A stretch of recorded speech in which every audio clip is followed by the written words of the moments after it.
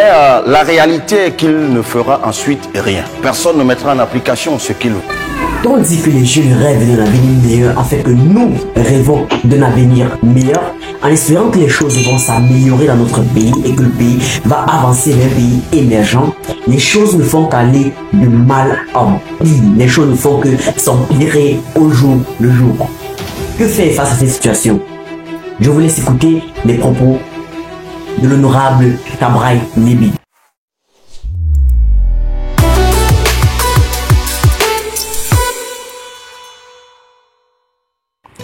Chers jeunes compatriotes, le 10 février, comme tous les ans depuis 41 ans, le président de la République s'adresse à la jeunesse et en réalité au Cameroun tout entier, car vous voyez bien que plusieurs ministres, directeurs généraux et hauts cadres de l'administration, y compris les plus âgés, viendront vous expliquer ce que le président de la République a dit, parce qu'ils savent qu'on ne l'écoute plus.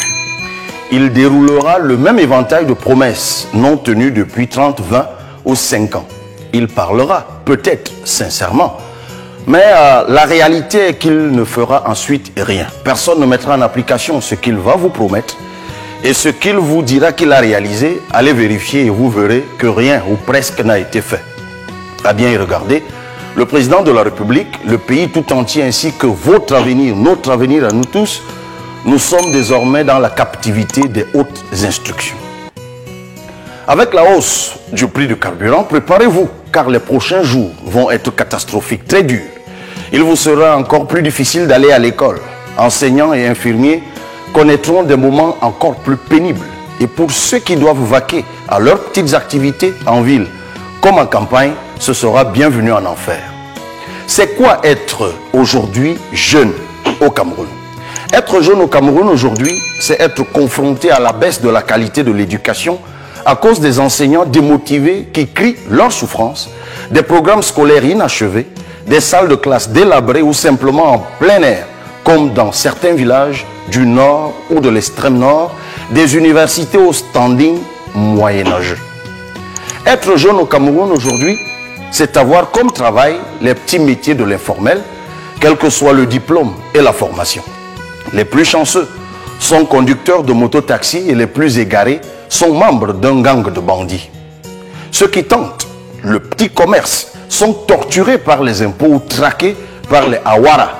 Des Awara sans pitié, pire si on vous soupçonne d'être de l'opposition. Être jeune au Cameroun aujourd'hui, c'est juste avoir envie de partir. Car même si vous vous donnez à fond, votre effort et votre compétence sont récompensés par l'indifférence et l'iniquité. À cause des frustrations, le Canada comptera bientôt plus de jeunes Camerounais que notre terre natale. Être jeune femme au Cameroun aujourd'hui, c'est être exposé au féminicide, aux violences physiques et sexuelles, mais surtout à l'impunité des auteurs. Être jeune au Cameroun aujourd'hui, c'est subir le coût élevé de la vie, l'absence d'électricité et d'eau potable, avoir un Internet pourri, mais cher. Être jeune au Cameroun aujourd'hui, c'est être privé de voix, de choix, de droits. On vous empêche de vous exprimer, de vous organiser, de vous mobiliser. Le pouvoir intimide, réprime, emprisonne et vous considère comme une menace, un ennemi, un criminel. Chers jeunes compatriotes, les auteurs de tout ceci sont des personnes du 3e et du 4e âge. Des dirigeants fatigués, malades, très souvent hospitalisés, qui s'accrochent au pouvoir et aux privilèges. Népotisme, banditisme économique et d'État et autres détournements massifs sont leurs sports favoris. C'est dire que le pays est paralysé peut sembler excessif, que parler d'immobilisme peut sonner plus juste. La réalité est que nous sommes même déjà en train de régresser. La situation est tellement bloquée et le pays tellement à l'arrêt que même remanier le gouvernement semble désormais impossible. Commençons par des choses simples. Le président de la République, ses ministres, sans compter les militants du parti au pouvoir, vous disent chaque jour que le président est à l'écoute de la jeunesse. D'accord? Demandez-lui de faire le remaniement de son gouvernement. Vous saurez si c'est vrai qu'il vous écoute ou pas. Plusieurs ministres se comportent comme si le président Biya n'existait plus. Et ils s'en vantent. Ils ont rempli leurs enfants à l'ENAM, l'École nationale d'administration et de magistrature, où les étudiants consacrent des séances entières à chanter les louanges du directeur de cet établissement. Pour continuer à vous dominer de père en fils, ils empilent leurs enfants dans la fonction publique où les hauts responsables de ce département ministériel organisent depuis des années toutes sortes de tripatouillages. Il y a quelques années, ils ont couvert le détournement de plus de 15 milliards de francs dans le cadre du projet CJPES 2, un dispositif qui était censé mieux gérer les personnels de l'État. Le principal auteur de ce pillage des ressources de l'État a plutôt été promu dans la haute administration. Ils ont camouflé une opération mafieuse où l'un des plus hauts responsables, fonctionnaire de police, chef de cabinet là-bas, vendait à plus d'1 million de francs CFA l'introduction des noms dans le fichier des personnels de l'État. Cette enquête a été classée.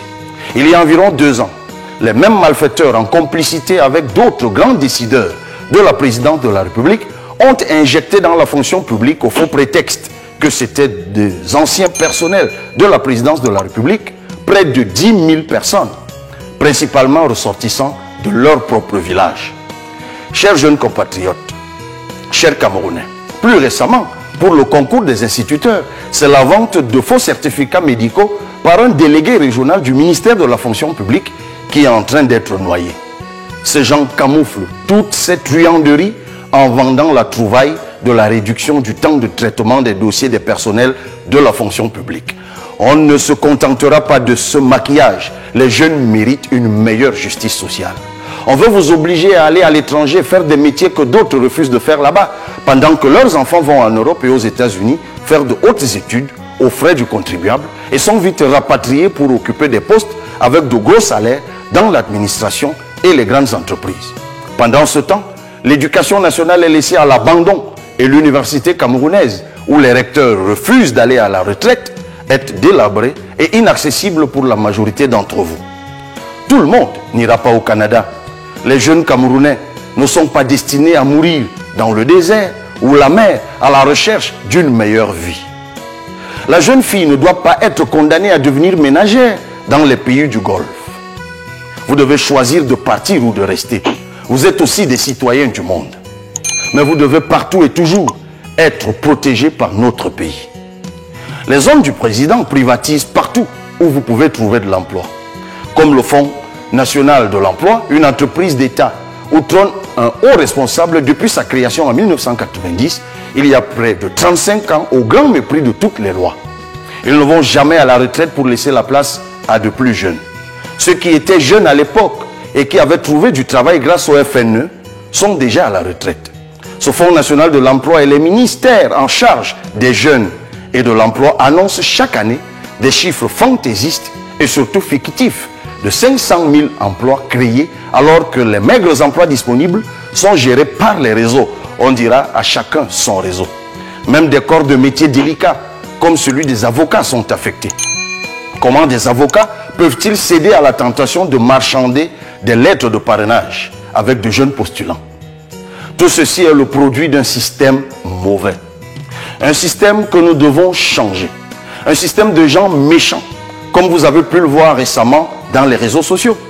Une jeune Camerounaise de 23 ans, dans l'Aléquier, a répondu à l'appel du président de la République demandant aux jeunes de s'investir dans l'agriculture. Elle a cultivé 2 hectares d'arachides de manioc. Un homme du système, haut responsable du Minepat, a loué un engin à des millions de francs pour venir tout raser. Ce sont des monstres. Ils n'ont plus de cœur. C'est la presse désormais qu'ils veulent museler en emprisonnant de jeunes et brillants journalistes comme le directeur général des médias du groupe Anecdote, à qui nous apportons notre soutien dans cette difficile épreuve. Mon cri est la clameur du peuple, le cri de la jeunesse. Nous savons ce que coûtera notre silence si nous n'exerçons pas notre devoir de citoyen. Notre droit est de protester. Nous devons nous inscrire massivement sur les listes électorales et voter contre ce système qui nous a tout pris. Ne doutez pas de votre pouvoir de changer les choses. Avec ces hauts responsables, notre souffrance, notre marginalisation et notre pauvreté vont augmenter sans cesse. Il faut les faire partir par le vote. Nous pouvons améliorer nos conditions de vie par le vote. Car un jeune sans carte d'électeur est un jeune sans voix. Faites entendre vos voix inscrivez-vous sur les listes électorales. Et le moment venu, votons et contrôlons notre vote. Bonne fête de la jeunesse. Du coup, ça fait mal de comprendre ça et c'est très édifiant ce qu'il dit.